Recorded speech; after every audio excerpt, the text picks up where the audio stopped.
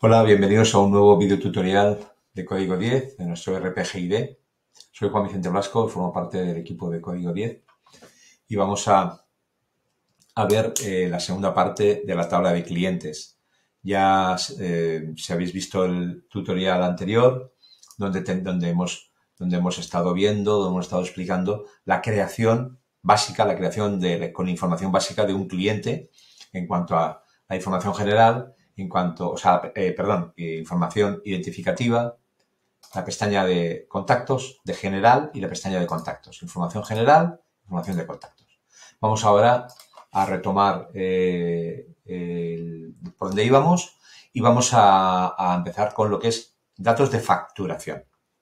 Muy bien, aprovechamos el cliente que dimos de alta, el 20.141, y como ya está creado, le doy a la M de modificar, con el ratón me coloco en el campo de formas de pago, y vamos a ver, aquí le asociamos la forma de pago. Tenemos una tabla de formas de pago que está explicado también en otro tutorial de cómo crearla. En este caso voy a asignarle, pues este cliente tiene 30-60 días. Una forma de pago alternativa. Los botones de información que veis aquí siempre nos ayudan a entender para qué sirve este campo. Bueno, la forma de pago alternativa no es otra cosa que algunos clientes quieren que la descripción que aparezca, por ejemplo, en una factura o en un pedido, no sea la descripción de la forma de pago real, sino que quieren que sea una forma de pago, llamémosle ficticia, o de otra forma de pago distinta. Si no colocamos nada, pues se aplicará el 30-60 días, se mostrará la forma de pago 30-60 días. Pero yo podría aquí decirle que a este cliente, aunque sea 30-60 días, quiero que aparezca, no sé, la que quiero 45 días, no sé, otra forma de pago. En definitiva, es algo especial que nos han pedido los clientes, pues para, entre comillas, camuflar la descripción real de la forma de pago. Los días de vencimiento. Si el cliente nos indica que yo atiendo los 10 y los 30, pues tenemos la posibilidad de introducir hasta 3 días de vencimiento, ¿vale? Periodos de no girar. Bueno, pues el cliente nos puede decir, no sé, del 1 del 8 al 31 del 8 y del 15 del 12 al 31 del 12. Fijaros que estoy introduciendo día mes desde día mes hasta. No del 1 del 8 del 2022 o del 2019 o del que fuera el 31 del 8 del 2019. Ya que si al año que viene, cuando nosotros facturemos, hay una factura que cae, si este año es 2022, el año que viene tendremos que cambiar estos datos. Si el cliente nos dice el año que viene que su periodo de no girar, en lugar de ser agosto, es julio, cambiaremos esos datos en ficha. Si no, nos servirán de un año para otro. ¿Y qué hace el programa con estos periodos de no girar? Pues si nosotros facturamos, por ejemplo, cada fin de mes y este cliente tiene una factura del 31 del 7 y es 30-60, pues le entraría el 30 del 8. Lo que hace el programa es analizar si el vencimiento de una factura va a caer en un periodo de no girar y nos va a dar dos alternativas. O aplazar el vencimiento para el 30 del 9, o nosotros manualmente decirle, no, pues me lo vas a dejar, si es una factura, me lo vas a dejar para el mismo día de facturación. Le voy a decir al cliente, mira, yo no te puedo dar 2 meses, ya te voy a dar en un segundo vencimiento 30 días más, pero me vas a pagar el primer vencimiento cuando a mí me interese. O sea que estos son fechas, periodos de no girar, para que la aplicación plantee una fecha sustitutiva a la fecha en la que se debería de girar, pero el cliente no nos lo permite. Ahora, yo podría decidir en el proceso de facturación girar a una fecha distinta. Idioma de los artículos, hay la posibilidad de definir distintos idiomas de un artículo y que un cliente esté asociado a inglés y utilizar y tener dado de alta la descripción del artículo en inglés, con lo que podemos editar un documento para este cliente, incluso con todos los títulos de cada campo, pues date, number of customer o lo que fuera en inglés, y la descripción en inglés también del propio artículo. Vale, descuentos. Las condiciones de venta a un cliente se van a determinar por distintos criterios y eso será cuestión de verlo en otro vídeo. Pero aparte de que yo pueda tener que para la familia de pinturas a este cliente le hago un 15 o un 20 o lo que fuera, o para un producto concreto le hago un descuento o un neto, que esto es algo que vamos a tratar en un tutorial completamente específico de condiciones de venta, yo podría haber acordado con este cliente que le hacemos un descuento comercial de un 7% en todas sus compras. Amén o aparte de lo que le demos en las condiciones específicas por familias, subfamilias o productos. Ese 7% se aplicará a la cabecera de los documentos. O sea, estamos a decir, tenemos un pedido y ese pedido tiene unas líneas, esas líneas con sus condiciones, pero aparte de esas condiciones podemos tener un 7% a todo el documento. ¿Vale? Bien, hay la posibilidad de parametrizar un descuento máximo. A este cliente no le voy a permitir que me pase de un 15% de descuento. Si no lo parametrizo, admitirá lo que quisiera. Y además también podríamos tener un incremento. Podríamos decir a este cliente, en los PVP normales me vas a subir un 2%. Por ejemplo, podría ser el que yo quiero que el margen de un cliente pues sea concreto, específico. Vale, categorías. Existe la posibilidad de definir hasta 9 categorías. Categoría 0 es PVP y de 1 a 8. Una categoría que le podemos dar el sentido que queramos. Cliente 1 puede ser un cliente que no es PVP, pero tiene un nivel de descuentos bajo. El cliente 2 es un cliente importante y el cliente 3 es un cliente VIP. Pues yo voy a utilizar el 0 PVP, clientes con algo de descuento, clientes más importantes y clientes VIP, que de esos VIP, por ejemplo, tengo, no sé, 15 clientes VIP. Si yo categorizo, si yo asigno una categoría al cliente y luego en ficha de artículos, como veremos, asigno tablas de precios o de descuentos por categoría, podría simplemente asignando al cliente, que es un cliente VIP, podría ya tener una línea de precios o de descuentos asignada simplemente por categorizar el cliente. O sea, estoy metiendo al cliente en un saco y ese saco tiene unas condiciones globales para todos los clientes de ese saco. Si el saco es categoría 3, clientes VIP, y ahí tenemos una serie de descuentos o de precios específicos, pues tendríamos la posibilidad ya de tratar a este cliente bajo ese paraguas, bajo esa categorización. Ahora, una vez que he dado esa categorización, yo podría definir en GID condiciones especiales de venta asociadas a ese cliente por muchos criterios, que como decía, lo veremos en un vídeo específico de sistemas de precios y descuentos, de criterios de venta, en definitiva, de líneas de venta. Vale. Muy bien, pues este cliente lo voy a poner que es un cliente normal. Y ahora, no he explicado antes que hay unas categorías, la 6 y la 7, que son categorías especiales que se suelen utilizar, por ejemplo, y es muy habitual para empresas del grupo, para empleados. O sea, yo podría tener que mi categoría 6 son empresas del grupo, porque mi empresa pertenece a un grupo de N empresas y que son clientes al mismo tiempo esas empresas de la empresa con la que estamos vendiendo. Yo podría tener categoría 6 y asignarle a categoría 6 un N% de margen. Yo podría decirle que este cliente es categoría 6 y poder decirle que aquí en el campo de categoría 6 le voy a aplicar un 2,5%. Entonces, ¿qué haría el programa? Simplemente categorizando al cliente con categoría 6 y aplicando un 2,5, tomaría el coste y le aplicaría un 2,5 de margen. ¿Vale? Bien, incluso yo podría también aquí indicarle, bueno, perdonad que no he pedido la información a la categoría, pero aquí nos explica, como decía, categoría 0 es PVP, categoría 1 a la 5, categoría 6 coste más un margen, categoría 6 es igual que la categoría 7, perdón, es igual que la categoría 6, pero lo que hace es toma el PVP del artículo y aplica el valor de margen como descuento. O sea, yo puedo crearme una línea de venta o un sistema, un criterio de venta aplicando el coste más un margen, categoría 6, o partiendo del PVP, que sería categoría 7, le aplico un descuento al PVP estándar.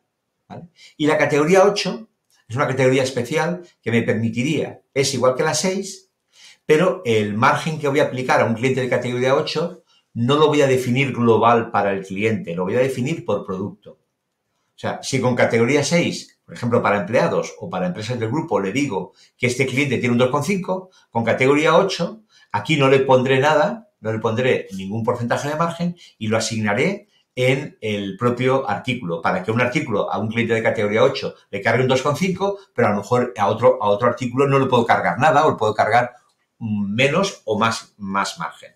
Vale, pues esto es la ayuda de las categorías. Y ahora, si entramos aquí a lo que es porcentaje sobre coste, el porcentaje margen mínimo sobre coste, pues podemos definir que este cliente, o sea, GID gestiona y controla muchos aspectos de la venta y uno de ellos importantísimo es conseguir un margen mínimo en las ventas que estamos realizando. Si nosotros queremos definir que este cliente queremos obtenerle un porcentaje específico de margen mínimo sobre el cliente, pues yo dice, ¿qué haríamos? Se define en la ficha de cliente este margen, le diría, quiero obtener un 8% de margen mínimo. Y ese margen mínimo es el que se va a filtrar, el que se va a controlar en el momento de la venta. Y todo el producto que se esté vendiendo a este cliente debe tener ese margen como mínimo de beneficio. Yo puedo asignar un margen a nivel general que diría, mi empresa quiere obtener como mínimo un 10. O a nivel de artículo. Fijaros, esto lo puedo definir a nivel general, a nivel cliente o a nivel artículo. Y aquí nos explica, en caso de definir el margen, tanto en el artículo como en el cliente, se usará el margen más restrictivo. Si yo le digo que a este cliente quiero obtener un margen mínimo de un 8, pues cuando yo vaya a vender un producto a este cliente, un artículo a este cliente, deberé de conseguir como mínimo un 8. Pero si resulta que en un artículo concreto, también en una casilla o en un campo similar a este que se define en el fichero de artículos, le hemos dicho que el margen mínimo es de un 6, pues el más restrictivo de los dos será el que GID controlará. Por mucho que al cliente le digo que es un 8, en un artículo concreto lo puedo marcar o bajar o subir. No sé, a lo mejor en lugar de un 6 quiero conseguir ese artículo un 10. Y por mucho que el cliente tenga un 8 marcado, como el artículo tendrá un 10 asignado, el más restrictivo será el que primará. Vale. Bueno, para utilizar el valor menos 100, para que no se realice ningún control, puedo utilizar el valor menos 100, para que no se realice ningún control de margen sobre el cliente o artículo. Muy bien, pues ya sabemos cómo filtrar o controlar qué margen queremos obtener. Luego a este cliente le indicamos que se le aplica IVA. Bien, esto me hace explicar antes del dato las posibilidades que tiene GID de trabajo. GID puede trabajar en modo mono IVA o en modo multi IVA. Si trabajamos en modo mono IVA, quiere decir que la aplicación va a gestionar un único tipo de IVA. Un único tipo de IVA en un documento. ¿Vale? Si la aplicación la trabajamos en modo multi IVA, quiere decir que podemos estar vendiendo productos al 21 y productos al 10 dentro del mismo documento. Si eso es así, el IVA no lo define el cliente, el IVA lo define el producto. Si trabajamos en modo mono IVA, ¿vale? El IVA lo define el cliente, porque puede ser un cliente que tenga el 21% o puede ser un cliente que tenga otro porcentaje distinto al 21%. Vale.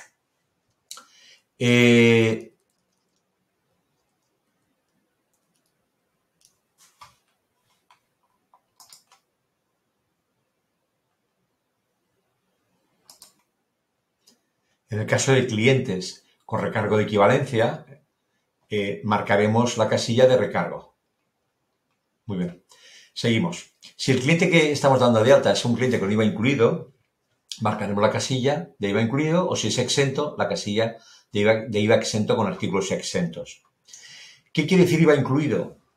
Pues, por ejemplo, el cliente de contado, el cliente que estamos atendiendo si tenemos un negocio que esté contado y lo que nosotros hacemos es darle una factura simplificada, lo que siempre se ha llamado un ticket, pues a este cliente lo marcaremos con la característica de IVA incluido, con lo que cuando le vendamos el precio por línea será IVA incluido, aunque luego se desglose el IVA al pie del documento, como hace cualquier centro comercial, de alimentación o de cualquier otro tipo.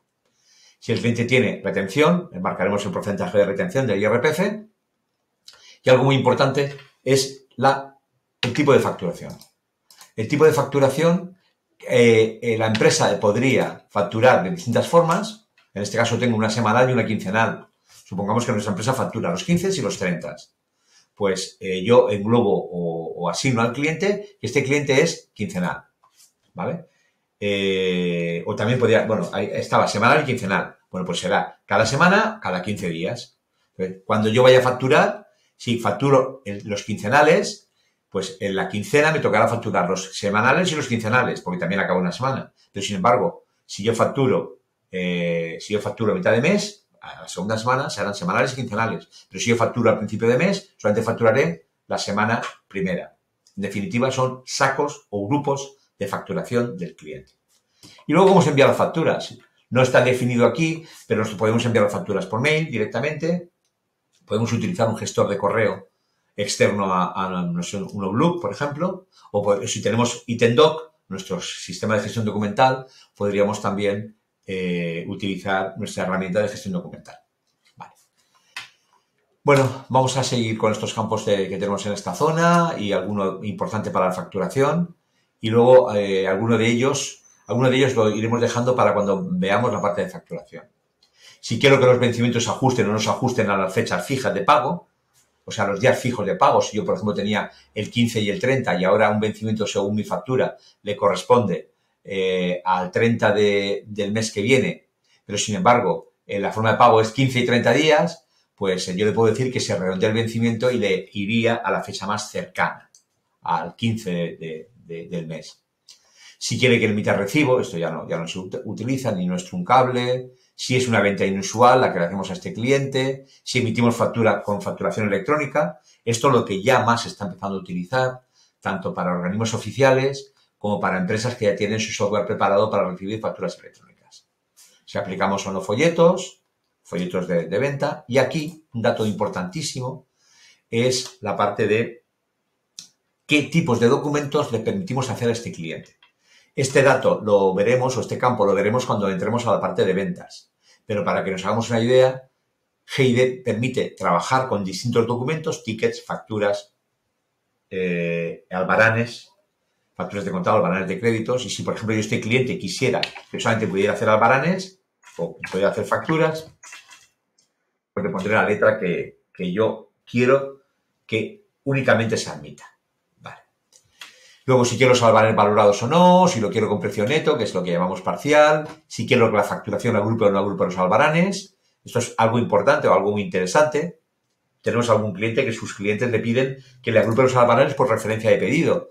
Hablamos en otro tutorial que, por ejemplo, un ayuntamiento, si viene a comprarnos algo, un organismo oficial, nos va a dar una referencia de pedido. Si tenemos distintos albaranes de la misma referencia de pedido y le marcamos que se agrupen por referencia de pedido y tenemos albaranes de distintos pedidos, cuando ahora facturemos generará distintas facturas, porque posiblemente vaya a partidas o a plicas distintas y nos pide el cliente que se facture